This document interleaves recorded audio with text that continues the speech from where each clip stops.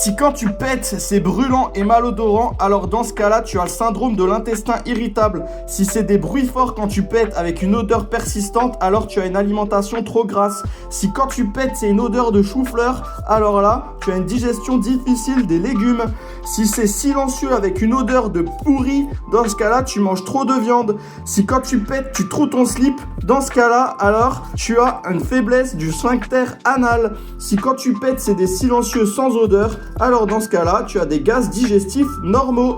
Si c'est des pets contrôlés mais fréquents, dans ce cas-là, tu manges trop de haricots. Si quand tu pètes, c'est bruyant et récurrent, alors trop de mélange dans ton alimentation. Si quand tu pètes, c'est des pets avec forte odeur de soufre, dans ce cas-là, tu as une intolérance aux légumineuses. Si quand tu pètes, c'est des bruits modérés avec une odeur faible, dans ce cas-là, trop de bactéries dans ton intestin. Si quand tu pètes, c'est des éclaboussures légères, genre en gros tu repats ton slip, mon vieux, dans ce cas-là, flore intestinale déséquilibrée pour toi. Et enfin, si quand tu pètes, c'est un pétage incontrôlable avec douleur, alors là, c'est carrément des problèmes intestinaux aigus.